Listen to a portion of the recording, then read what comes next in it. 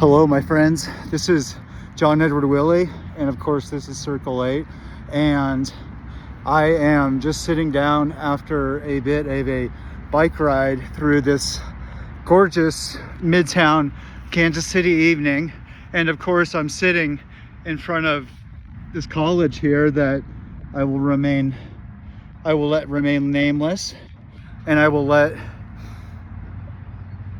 this park remain nameless as well. Now, what I want to speak about is a revelation that I've had while on this bike ride regarding a question that one of my lovely subscribers had made, a request perhaps, regarding locating a text that I'd mentioned called Carpe Noctem.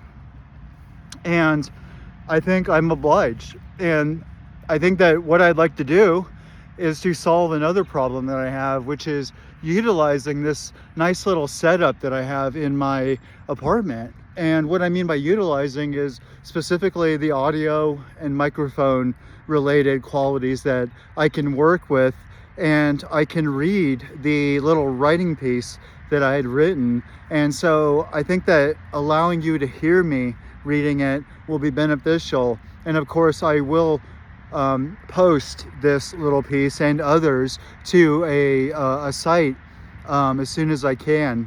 But I sort of want to use this moment in suggesting that to remind myself and others that a part of the reason I'm not so quick to always post things or do things as quickly as it might seem like I should, it's because I take writing seriously. In fact, I've said it before, but what I'm doing is, as a person on YouTube, is directly related to my writing, not just promoting my writing, but sort of working through what I'm doing in my writing, sort of not just the main themes, but even the underlying attitudes and dispositions that I have. I think that in speaking my way into being and speaking my writing into being, the kind of reflection that I might get from others, even just a few subscribers, might be crucial in pulling through and becoming the kind of writer that I want to be. Sorry, I look like shut in. Trying to be a independent person in lieu of being a writer, and using writing as a way of working with my strengths, which I think, in many ways come together in writing. And I've been doing it for a long time, but I've said before, what I'm doing now is going public. So I'm sort of taking a break and using this opportunity to also practice recording outside, and practice maybe taking the time when I'm out, because I go out every day on a walk or a bike ride or a run or something, to maybe absorb the scenery and soak it all in, and sort of use that as a basis within which to further explore this number of different ideas and notions that I'm sort of working with. And of course, I can only work with one at a time. And so I think that working with this one piece might be fundamental. And I'm also thinking that I'm sort of wanting to make audio recordings of a lot of other things, like the poems of Emily Dickinson, perhaps, or W.B. Yeats or Whitman, as a sort of way of working with using my voice in a way that is fun, and will maybe give me a chance to get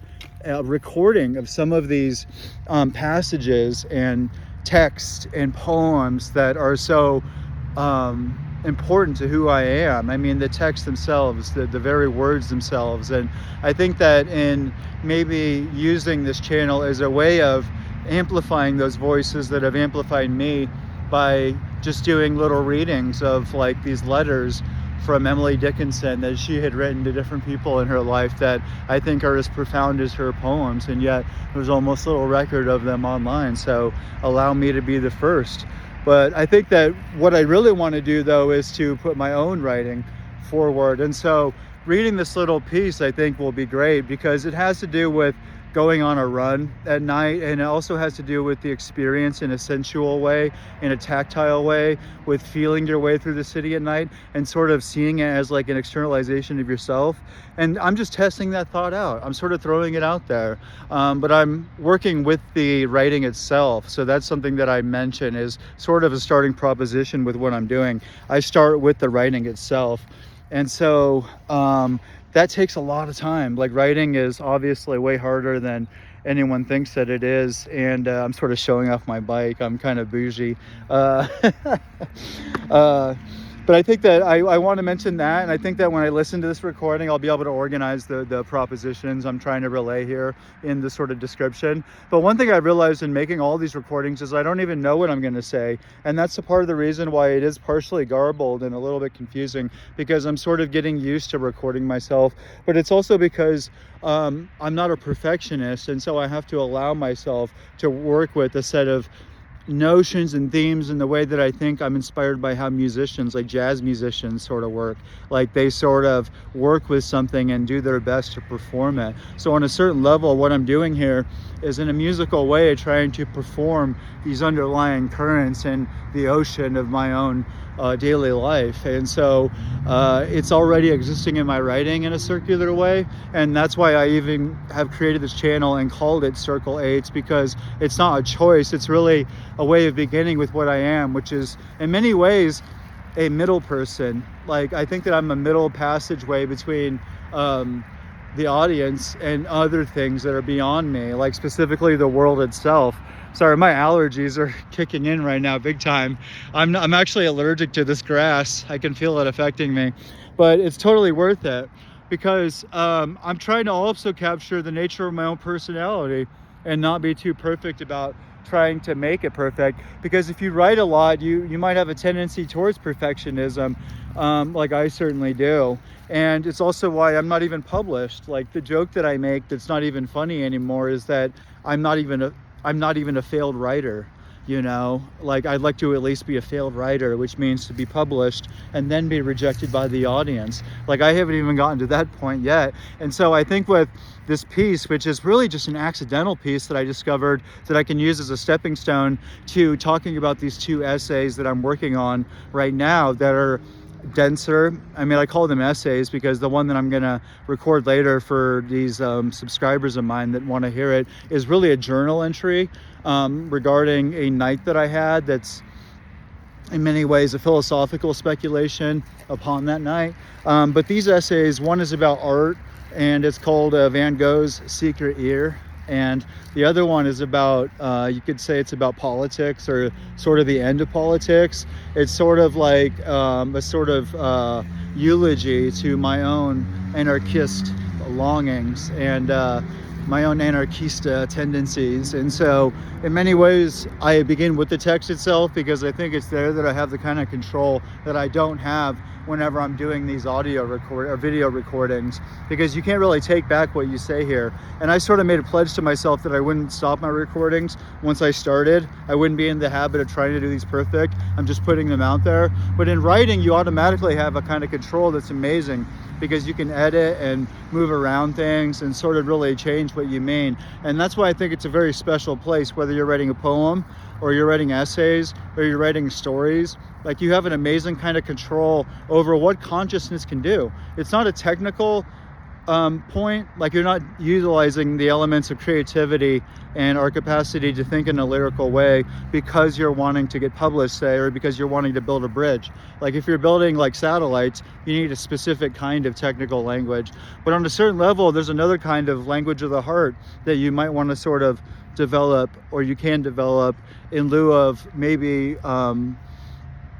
developing yourself by focusing on writing as something that is privileged above speech.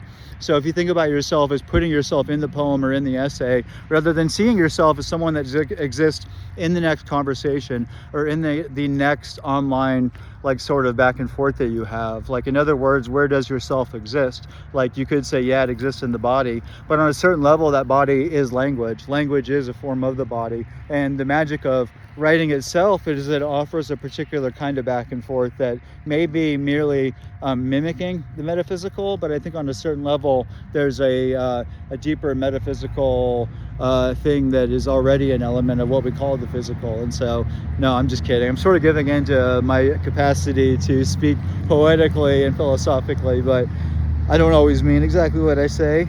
unless I do. Perhaps I do mean that. I don't know. But I'm just going to go with it. I think that I am everything that I say, like sort of including contradictions. And maybe I'm just having euphoria from my bike ride. But I think that it's an incredible request that was made. And so I think that I'm sort of obliged to read this this particular piece and use it as a bridge toward my own work, and then secondly to use it as a bridge to sort of like doing the most political thing that I'll ever actually do, the most social thing that I'll ever do, which is trying to elevate the voices that have elevated me. I think that's what it means to sort of read aloud the very passages, the very audio recordings that I think on a certain level I could bring a certain kind of justice to, except that it's more an attempt to utilize the technologies that I have as a way of getting used to using them. And I think on another level, though, one thing I'll add real quick is that it's not only that writing is privileged above like everyday conversations, right? Not that I don't love everyday conversations, but writing is sort of where my heart is at. But I also think that in regards to video recordings, the voice is privileged above for me, above the visual. So the visual is whatever. I mean, on a certain level, because we're all moved by a person's voice. Like there's something inherently metaphysical about the voice. Like we sort of, when we listen to someone speaking, we sort of stop looking at their face and disappear into their voice, if they have a voice. And what is a voice? I mean, that's something that I have a writing piece about as well. But I think on a certain level, it's not the point. Like my own opinions are not the point. The point is really asking these questions, because I've been moved by people who had absurd answers, who were crazy. But on a certain level, there's a genius to being able to ask certain questions that can actually orient people in a way that allows them to develop on their own. And my ultimately aim is autonomy. And it's not only autonomy in myself, but also in others. And so I think I will leave this little recording here, you know, and like I said in my last video, try not to ruin it, like before it's ruin it in the sense in which I do what I'm doing exactly now, which is speaking too long. You know, the hardest thing for a thinking person to do is to know when to shut up. And so I'm just going to allow my scenery to shut me up. And I include the sound of the traffic as a part of the scenery. I don't think it's noise. I think it's actually like an ocean. Like on a certain level, like the sound of the birds and the sounds of those cars are the same ecosystem. You know, what is the difference between the artificial and the synthetic and the natural as we think of it? Is there really such a distinction? You know, we assume, but I don't know. I'll shut up now though and leave it at that. I love you guys. I'm John Edward Willie. Have a good night.